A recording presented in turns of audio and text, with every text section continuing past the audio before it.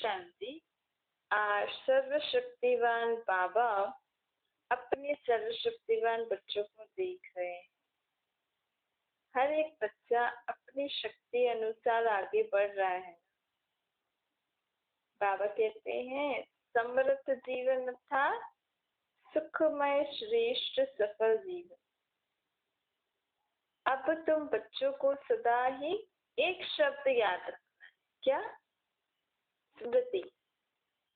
इस ड्रामा का खेल ही है स्मृति विस्मृति। सत्य त्रेता में हमें स्मृति थी मैं आत्मा हूँ और पाठ जा रही थी। द्वापर कलयुग में ये भी स्मृति नहीं थी।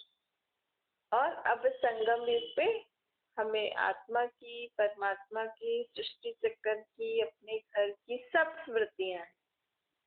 तो इस समय हमारा स्मृति का पाठ चल रहा है। हमें सब प्रकार की स्मृतियां बाबा ने दिलाई। बाबा कहते हैं देखो मैंने सिर्फ तुम्हें क्या स्मृति दिलाई कि तुम आत्मा हो शरीर में। इस स्मृति से हमारे अंदर कितना परिवर्तन आया है ना। अभी तक तो हम शरीर पे ही ध्यान देते थे, लेकिन मैं आत्मा हूँ, आत्मा में ही मन बुद्धि संस्कार है। इससे हमारा ध्यान कितना परिवर्तन हो गया है ना। भले हम सारा दिन या इस पढ़ाई को इतना ध्यान नहीं देते, लेकिन एक बात तो हमें याद हो गई है ना। और जब भी हम भगवान कहते हैं तो भगवान का परिचय तो हमें मिल ही गया है। कम से कम हम देवी देवताओं की मूर्तियों के सामने जाएंगे तो अब ये तो समझेंगे ना, यही राधा कृष्ण ही लक्ष्मी नारायण सत्य के महाराजा महारानी बनेंगे और राम सीता त्रेता के और बाकी द्वापर से और धर्म आते। तो बाबा ने हमें कितनी स्मृतियां दिलाई है ना। इस स्मृति से हमारे जीवन में कितना परिवर्तन हो गया, सब कुछ बदल गया ना। मानव जीवन की विशेषता क्या है? स्मृति। बीज स्मृति है। देखो आपको भी स्मृति पक्की हो गई है ना कि मैं फलाने की पत्नी हूँ, फलाने की माँ हूँ, फलाने की बेटी हूँ। अगर ये स्मृति ही नहीं रहे तो हम जीवन जी सकेंगे नहीं। तो स्मृति बीज होती है, जिस बीज से हमारी वृत्ति दृष्टि कृति सारी बदल जाती है। इसलिए कहा जाता है ना जैसी स्मृति वैसी स्थिति। बाप ने फाउंडेशन स्मृति को ही परिवर्तन कर दिया। बाबा ने और कुछ नहीं कहा। बाबा ने सिर्फ हमें इतना ही, हमें बाबा घड़ी घड़ी पक्का कराते हैं कि तुम आत्मा हो और ये तुम्हारा शरीर। जब ये फाउंडेशन पक्का हो जाता है तो हमारे जीवन में ऑटोमेटिकली परिवर्तन आ जाता है कि अरे मुझे आत्मा का धर्म तो शांत है, तो मैं सभी से शांति से व्यवहार करूँ ना। शुद्ध है तो मैं पवित्र रहूं सदा। कितनी छोटी सी बात का परिवर्तन किया कि तुम शरीर नहीं आत्मा हो। इस परिवर्तन होते ही आत्मा शक्तिशाली बन गई। शक्तिशाली होने के कारण स्मृति कितनी अच्छी शक्तिशाली हो जाती है। इस स्मृति से हमारे जीवन कितना अच्छा बन जाता है। अब ये समृद्ध जीवन कितना प्यारा लगता है और कितना हल्कापन आ जाता है ना कि अरे मैं आत्मा तो एक शरीर छोड़ दूसरा लेती हूँ। तो जो शरीर में मोह रहता है, यहाँ जो लोगों को इतना रोना धोना रहता है, उनसे भी कितना हम दुख से तो छूट गए ना। अब एक आत्मा ने शरीर छोड़ा, बाबा ने हमें पक्का करा दिया है ना वो आत्मा मरी नहीं है, वो दूसरा जन्म लेके जहाँ उसका हिसाब किताब होगा वो जाएगी। तो पहले के हिसाब से अब कितना हमारे में सोच में परिवर्तन आया। तो ये ज्ञान बाबा हमें स्मृति दिलाते हैं। तो अब तुम्हें जो स्मृति दी है ना बाबा ने, वो औरों को भी स्मृति दिला। इस स्मृति से पूरा संसार ही बदल जाता है। देखो अगर सभी मनुष्य आत्मा ये पक्का कर ले कि हम आत्माएं हैं, एक बाप की संतान, तो दुनिया में लड़ाई झगड़ा बंद हो जाएगा। क्योंकि आत्मा आत्मा भाई भाई है ना। ये लड़ाई झगड़ा भेदभाव क्यों हो रहा है? क्योंकि शरीर के अलग अलग धर्म है ना। ये हिंदू मुस्लिम सिख ईसाई ये शरीर पर है। देखो हर धर्म वाले अपने शरीर की पहनावा चेंज करते हैं। शरीरों के धर्म है ना। किसी का भी कोई हम मुस्लिम को देखेंगे तो उनके पहनावे से हम समझ जाएंगे ये मुस्लिम धर्म का है, ये सिख का है, ये क्रिश्चियन है, ये। तो बाबा कहते हैं असल में आत्मा का तो कोई कुछ कपड़ा ही, ये शरीर रूपी कपड़ा है, लेकिन आत्मा तो निराकार है ना, उसका तो धर्म ही शांति और शुद्धता है। और सभी आत्माओं के एक ही गुण है, शांति, प्रेम, आनंद, ज्ञान, पवित्रता। सभी आत्माओं को बाबा एक जैसी शक्तियां देते हैं, एक जैसे गुण देते हैं। बाकी कौन कितना लेता है वो उनके ऊपर है, लेकिन बाबा अपने बच्चों को गुण, शक्तियां, ज्ञान देने में कमी नहीं छोड़ते। जिसको जितना चाहिए बाबा सबके लिए एक जैसा ही देते हैं, लेकिन लेने वाले पे फर्क पड़ जाता है। तो आत्मा की शक्तिशाली, कौन सी आत्मा शक्तिशाली, गुणवान, ज्ञानवान ज्यादा है, इसमें फर्क हो जाता है ज्यादा। बाकी दिखने में तो सभी आत्माएं एक जैसी हैं, परमात्मा भी वैसे ही दिखता है, लेकिन परमात्मा सर्वशक्तिवान, हमारी शक्तियां कम ज्यादा होती है। तो बाबा कहते हैं अब इस स्मृति से तुम्हारे जीवन में कितना परिवर्तन आया है, तो सदा इसी स्मृति स्वरूप में रहो। कोई भी परिस्थिति आ जाए, लेकिन स्मृति स्वरूप आत्मा समृद्ध होने के कारण परिस्थिति को क्या समझती है, खेल, घबराएगी नहीं। अगर हमें सदा जो जो बाबा ने हमें ज्ञान की बातें बताई है वो स्मृति रहेगी, तो हम किसी भी बात में घबराएंगे नहीं, कल कितनी भी बड़ी परिस्थिति हो। लेकिन समृद्ध आत्मा के लिए अपना कार्य करने, जो भी हम कार्य करते हैं उसको बाबा मंजिल कहते हैं। समृद्ध आत्मा के लिए मंजिल पर पहुंचने के लिए ये सब जो भी बीच में बातें आती है वो कैसी होंगी, साइड सीन, अर्थात रास्ते के नजारे। साइड सीन तो अच्छी लगती है ना, देखो खर्चा करके भी लोग साइड सीन देखने जाते हैं। तो बाबा कहते हैं अगर आप कोई भी कार्य कर रहे हो और उसके बीच बीच में कोई भी ऐसी छोटी मोटी बातें आती है ना, तो उनको साइड सीन समझो। उन साइड सीन के कारण अपने आप को डीमोटिवेट नहीं करो, अपना कार्य नहीं छोड़ो। हमें तो अपना कार्य करना है, ये जो भी छोटी छोटी बातें आई हैं इसको नेग्लेक्ट करते जाओ। ऐसे स्मृति स्वरूप समृद्ध आत्मा के लिए परिस्थिति कहो, पेपर कहो, विघ्न कहो, प्रॉब्लम्स कहो, ये सब साइड सीन होंगे। जैसे अगर आपको खाना बनाना है और बीच बीच में कुछ ये नहीं है, कुछ वो नहीं है, कुछ वो नहीं है, तो आप खाना बनाना छोड़ थोड़ी दोगे, कहीं ना कहीं से अरेंज करोगे। कुछ कम ज्यादा हुआ तो बिना उसके भी खाना तो बनाओगे ना। जैसे ही बाबा कह रहे हैं आपके जीवन में कोई भी बात आए, तो कोई भी कार्य करते समय कोई भी बीच में बातें आती है, तो उसको साइड सीन समझ के आगे छोड़ दो और आगे बढ़ते जाओ। सदा हमें अपनी मंजिल पर पहुंचना है, नथिंग न्यू, इसका भी फाउंडेशन क्या है, स्मृति है ना। अब हमें पता लग गया ना कि ये कोई नई बात नहीं है, हम यहाँ खेल खेल रहे हैं, 5000 साल तक हम यहाँ खेल खेलते ही रहते हैं। अब फिर से नया चक्कर शुरू करना है। अगर स्मृति भूल जाती है, अर्थात फाउंडेशन हिला, तो जीवन की पूरी बिल्डिंग हिलने लगती है। ये बाबा कहते हैं स्मृति सदा हमें स्मृति स्वरूप बनना है। सारी इस बाबा की इस सारी पढ़ाई के 4 सब्जेक्टों का आधार ही स्मृति है। देखो सबसे मुख्य सब्जेक्ट कौन सी है बाबा के ज्ञान में ना, पढ़ाई में 4 सब्जेक्ट है, ज्ञान, योग, धारणा, सेवा। तो बाबा कहते हैं देखो मुख्य सब्जेक्ट इस, और उन चारों में से भी मेन सब्जेक्ट कौन सी है, याद। याद अर्थात स्मृति, मैं कौन हूँ, बाप कौन। दूसरी सब्जेक्ट है ज्ञान। ज्ञान में बाबा हमें क्या बताते हैं, रचता अर्थात बाप के बारे में, और हम आत्माएं के बारे में बताते हैं कि हम आत्माएं और बाबा कहाँ के रहने वाले हैं, हम कब से सृष्टि पर कार बजाने आए हैं, हम आत्माएं कौन कौन से धर्म की अलग अलग आत्माएं, सब ज्ञान बताते हैं ना बाबा। और याद में तो मैं आत्मा बाप की संतान, फिर बाबा के गुणों और शक्तियों का हम अनुभव करते हैं, ये याद के सब्जेक्ट में करते हैं। तो इन दोनों मुख्य मेन सब्जेक्ट याद, दूसरी ज्ञान, का भी फाउंडेशन स्मृति है ना। हमें बाबा ने सब स्मृति दिलाई ना, याद दिलाया कि तुम कौन हो, तुम कहाँ की रहने वाली हो, तुम्हारा बाप कौन। फिर बाबा कहते हैं अब तुम्हें ज्ञान की स्मृति हुई। अब तीसरा सब्जेक्ट है दिव्य गुण अर्थात धारणा। दिव्य गुणों की भी बाबा ने हमें स्मृति दिलाई है।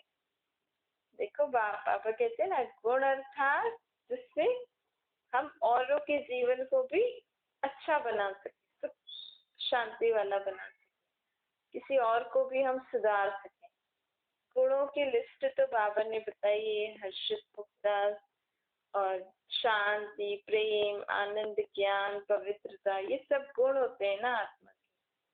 तो बाबा कहते हैं इसीलिए ये हर एक बात का बाबा ने हमें स्मृति दिलाई। अभी तक तो हम रूसना, चिल्लाना, रोना, ये सारी चीजों से हम कार्य करते थे ना, विकारों से। तो अब इन स्मृतियों द्वारा जो बाबा ने हमें गुणों के बारे में बताया है, ज्ञान के बारे में, परमात्मा की याद से जो हमारे दुख दूर होंगे, उस रीति आप कार्य करो। तो दिव्य गुणों को भी कर्म में लाने के लिए समय पर स्मृति चाहिए। अभी अभी ऐसे अपने पर भी बाबा कहते हैं देखो, समय पर अगर वो गुण याद नहीं आए तो भी हमें अच्छा नहीं है। हमें बाबा ने कहा है तुम्हें शांत स्वरूप रहना है, लेकिन हमें ये शांति का गुण याद नहीं आया और हम उस समय भी अशांत हो गए, किसी को कुछ भी बोल दिया, तो फिर हम पढ़ाई में फेल हो जाएंगे ना। तो इसीलिए इस सब्जेक्ट, गुणों के सब्जेक्ट भी हमें हर समय पर वो गुण याद आना चाहिए। ऐसे नहीं कि समय बीत जाए उसके बाद हमें याद आए, फिर क्या होगा, फिर तो मार्क्स कम हो जाएंगे ना। निरंतर और नेचुरल दिव्य गुण सहज हर कर्म में कार्य में लगाते हैं। फिर चौथी सब्जेक्ट है सेवा। इसमें भी अगर स्मृति स्वरूप नहीं बनोगे तो फिर आत्माओं का कल्याण कैसे करोगे। आधा घंटा पढ़ा, उसके बाद हमने छोड़ दिया, बाबा को याद नहीं किया। बाबा को याद नहीं करेंगे, बीच बीच में बाबा की बातों को याद नहीं करेंगे, तो हम औरों की सेवा कैसे कर सकेंगे। अब हम जो आत्माएं सीख रहे हैं, और आत्माएं भी तो दुनिया में कितनी परेशान दुखी है ना, तो कम से कम जब हम बाबा को याद करते रहेंगे तो हमें भी उनके ऊपर रहम आएगा। अरे मैं तो इन सारी बातों से छूट गई हूँ बाबा के कारण, तो मुझे इसको भी बाबा से मिलाना चाहिए।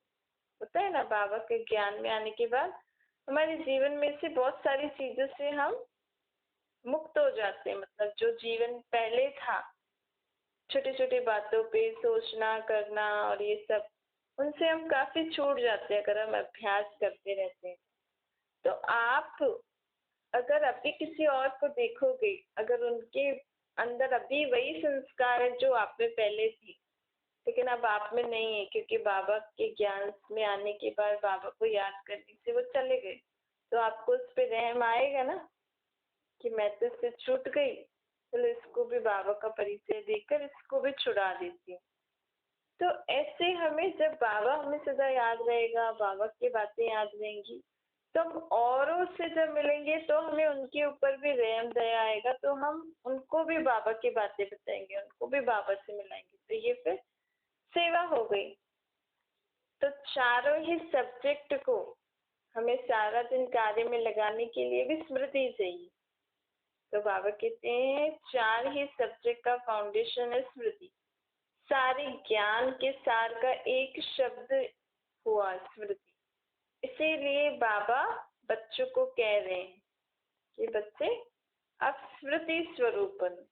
देखो ये जो हम पढ़ाई पढ़ रहे हैं ना, इसका हमारे इसमें एग्जाम भी हो, और डेली तो होते रहते हैं अपने जीवन में, जो भी एग्जाम्स होते हैं, जो भी बाबा हमें पढ़ाते हैं, उस रीति हम अपने को चेक करते हैं। जीवन में जब एक दूसरे के साथ आते हैं, तो अगर उसमें हमारी स्थिति अच्छी रही, हमने वो पार कर लिया तो पास हो गए, नहीं तो फिर नेक्स्ट डे और प्रैक्टिस करो। ऐसे ही लास्ट एग्जाम हमारा इस पढ़ाई का कौन सा होगा, नष्टो मोहा स्मृति। तो उसके लिए हमें अभी से ही अभ्यास करना है। कौन सा, सदा ही स्मृति स्वरूप रहना है। मेहनत का काम तो नहीं है ना स्मृति। एक बार अगर स्मृति आ जाती है कि मैं आत्मा हूँ, मेरा बाप परमात्मा है, तो ये नेचुरल हो जाना चाहिए ना। असल में तो हम है ना, तो ये नेचुरल क्यों नहीं होता है? क्योंकि इसका 63 जन्मों से भूले हुए हैं ना। तो इसको थोड़ा सा पक्का करने के लिए थोड़ा सा एकांत का समय चाहिए। तो जब हम थोड़ा सा एकांत में प्रैक्टिस करेंगे ना, तो ये अभ्यास हमारा पक्का हो जाएगा।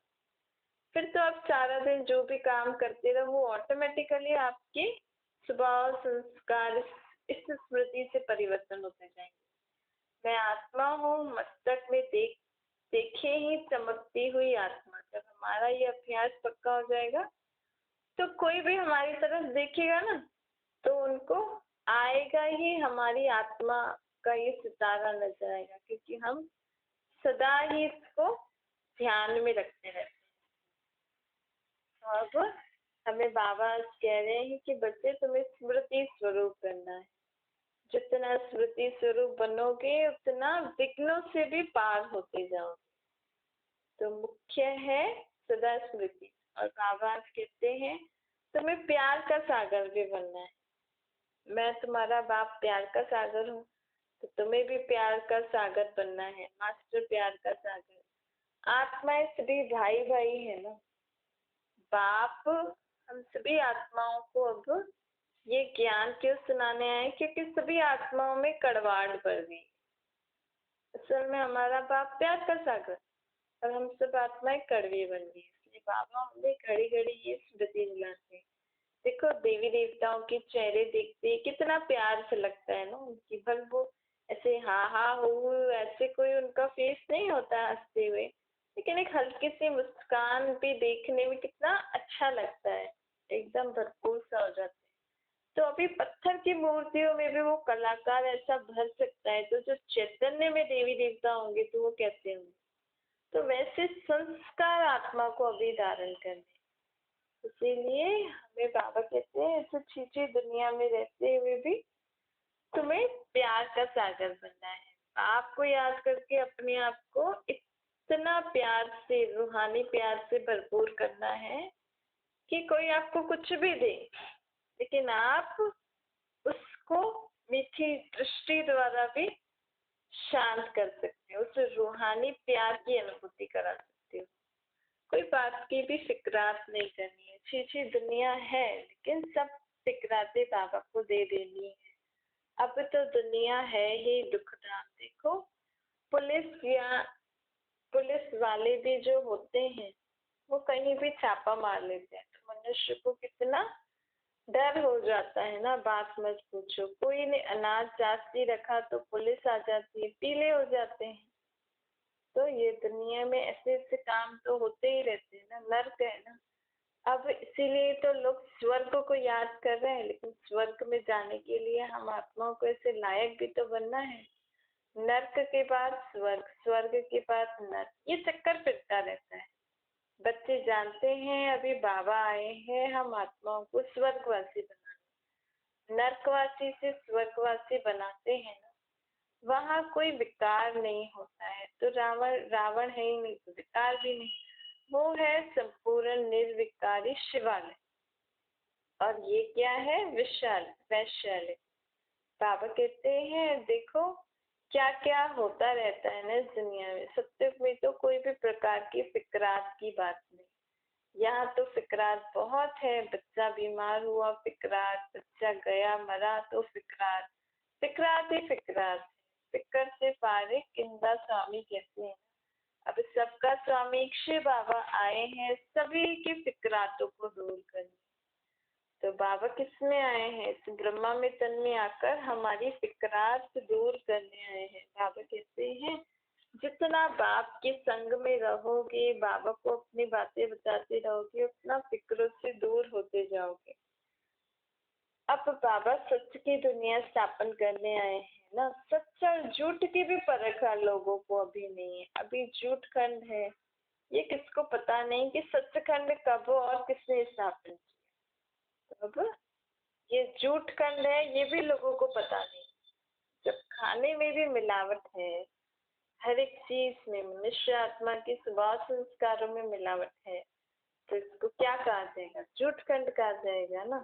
तो बाबा इस झूठ खंड को सच्चा बनाने आए। कैसे? सच्चा ज्ञान देने। तो बाबा इसीलिए भगवान को सत्य कहा जाता है। क्यों? क्योंकि वो आकर हमें सच्ची बातें बताते हैं। तो लोग सोचते हैं जो सच बोलता है ना इस दुनिया में, उसको भगवान कह देते। तुम जो बोलो वो सच बोलोगे तो तुम्हें भगवान माफ कर देगा, उसको भगवान समझ लेते। लेकिन बाबा कहते हैं वो सच की बात नहीं है जो तुम डेली करते हो, जो काम है उसको सच सच किसी को बताओ। लेकिन मैं तुम्हें कौन सी सच्ची बातें बताता हूँ? सबसे पहले मैं तुम्हें बताता हूँ कि तुम शरीर नहीं आत्मा हो, तुम परम धाम की रहने वाली हो, और तुम आत्माएं पुनर्जन्म लेकर देवी देवता कुल से अभी शूद्र कुल में आ पहुंची। और मैं दूसरा सच क्या बताते हैं बाबा कि भगवान कण कण में नहीं है, भगवान निराकार है, भगवान इतने सारे रूप नहीं धरते। जो लोग सोचते हैं ना ये सब भगवान की लीला है, अलग अलग रूप धर के भगवान खेल खेल रहे हैं, उसी को ही बोल देते हैं हम सब भगवान, खुद को भी भगवान बोल देते हैं। तो ये सारी झूठी बातें जो दुनिया में है, इसके बारे में बाबा सच बताते हैं। इस दुनिया के आदि मध्य अंत का ज्ञान, सच्चा ज्ञान हमें देते हैं। शास्त्रों में जो बातें लिखी हुई है उन सबका यथार्थ अर्थ हमें समझाते हैं, उसका रियल मीनिंग हमें समझाते हैं। बाबा के पास ये सच्ची बातें हैं। बाकी ऐसे थोड़ी हमने कुछ काम किया और हमने किसी को सच सच बता दिया तो मतलब हम भगवान हो गए या भगवान ऐसे सच्चे काम कराता है। नहीं, बाबा कौन सा सच बताते हैं? दुनिया के बारे में, आत्माओं के बारे में। इससे सच्चे ज्ञान से मनुष्य आत्मा कलयुगी से सत्युगी बन जाती है, देव आत्मा बन जाती है। तो ये कितना ऊंचा सत्य है ना। इसी सच्ची बात को दुनिया में धारण, जब मनुष्य आत्मा सुनता है, धारण करता है, तो उसका जीवन बहुत ही हल्का हो जाता है। आज मनुष्य शरीरों के पीछे कितना लगा पड़ा है। कोई शरीर छोड़ता है, कुछ बीमार हो गए, क्या हो गया, तो बस ऐसा लगता है जीवन ही चला गया। लेकिन जीवन अर्थात आत्मा और शरीर जहाँ, आज शरीर है, आत्मा का जितना हिसाब किताब है, उसका जीवन खत्म थोड़ी हुआ। वो तो आत्मा दूसरा जन्म लेके दूसरा शरीर लेकर यहाँ पे पार हो जाएगी। तो ये कितना मनुष्य आत्मा को सबसे ज्यादा मोह अपने शरीर में होता है, क्योंकि अज्ञान हो गया है ना कि अब हम ये शरीर छोड़ के फिर जानवर नहीं बनेंगे, कहाँ जाएंगे, ये वो ऐसी ऐसी बातें लिखती है ना। इसीलिए तो बाबा कहते हैं इससे ये जो डर होता है ना मनुष्य आत्मा को, ये शरीर के ऊपर जो मोह रहता है कि शरीर को कुछ होना चाहिए, ये बाबा ऐसे ऐसी बातें बता के हमारा डर निकालते हैं और इतना लाइट बना देते हैं हमें कि हमें जीवन में कोई प्रकार का डर नहीं रहता है। जब ये सबसे बड़ा वाला डर हमारे मन से निकल जाएगा ना, मृत्यु वाला, कि मैं तो आत्मा हूं ना, एक शरीर छोड़ के दूसरा लेती हूँ, अभी यहाँ पाठ खत्म हुआ और दूसरा शुरू हो जाएगा मेरा उसी समय, दूसरे से। तो ये सच्ची बात बता के आत्मा को एकदम बाबा लाइट बना देता है, हल्का बना देता है। तो उसको खेल खेलने भी मजा आता है। निर्विकारी बनाने से, विकारों से मुक्त, जब बंधन मुक्त बन जाती है आत्मा, विकारों से मुक्त हो जाती है, तो आत्मा खुशी खुशी से अपना पाठ बजाती है। आज आत्मा किसके बंधन में? सबसे ज्यादा इन विकारों के बंधन में ही है। आप अपने आप को चेक करेंगे तो आपके जीवन में जो आपको बंदिश लगती है, ये क्यों? वो इन विकारों के कारण ही। जब आत्मा संपूर्ण निर्विकारी बन जाती है, बाबा हमें सबसे बड़ा एक और सत्य ये भी बताता है कि तुम निर्विकारी बनो, इन विकारों को छोड़ो तो तुम्हारे दुख दूर हो, तुम सुखी बन जाओगे। अभी तक हम अपने सुख के लिए ये सारी बातें विकारों के वश होकर कार्य करते थे ना, भी इनसे सुख मिलता है हमें। लेकिन ये कितना बड़ा झूठ है ना। इन विकारों के कारण आत्मा की हानि होती है, आत्मा बंधन में फंस जाती है, आत्मा कुछ कर नहीं सकती। तो ये कितना बड़ा सच है कि बाबा कह रहे हैं कि विकारों को छोड़ो तो तुम बंधन मुक्त हो जाओगे, तो तुम्हारा जीवन सुख शांति वाला हो।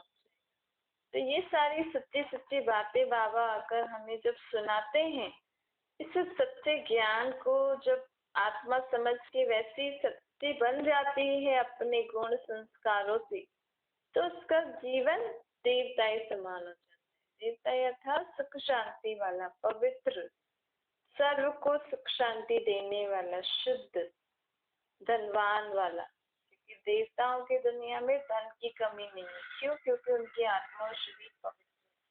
तो जहाँ पवित्रता होती है ना, वहाँ सुख शांति आपे ही आ जाए। सुख तो मिलता ही है धन से, अच्छे संबंधों से। तो हम आत्माओं का पवित्र बनना जरूरी है।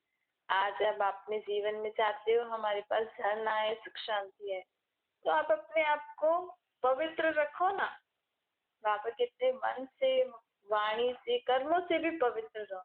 देखो आपके जीवन में आपे ही सुख शांति आ जाए।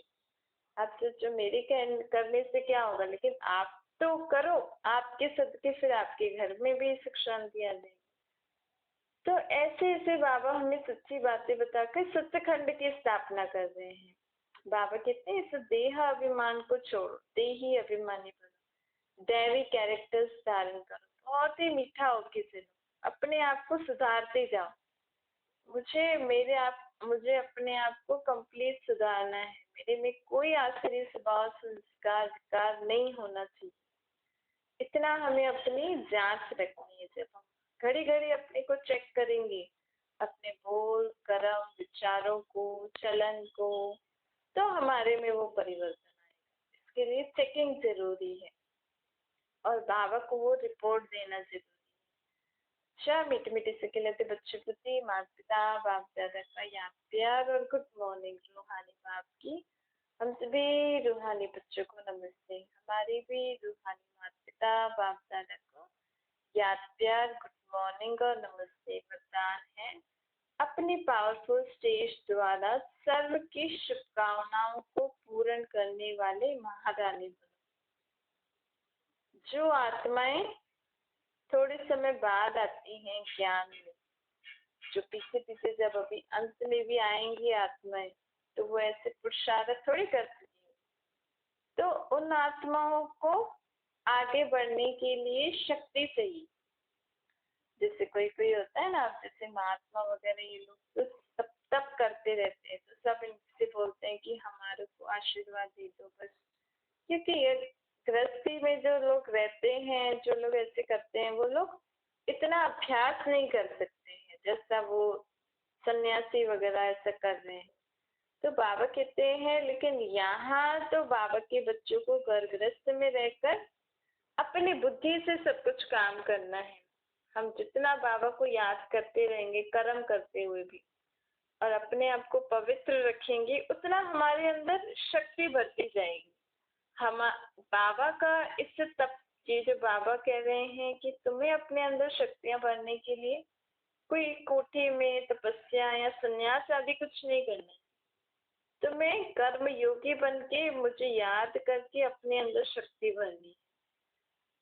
तो बाबा कहते हैं अभी हम तो फिर भी अभी ये अभ्यास कर पा रहे हैं, लेकिन अभी आने वाले समय में जब ऐसे दुख बढ़ जाएगा दुनिया में, तो ये लोग, तो इस दुख के समय में लोग ऐसा अभ्यास नहीं कर सकते ना।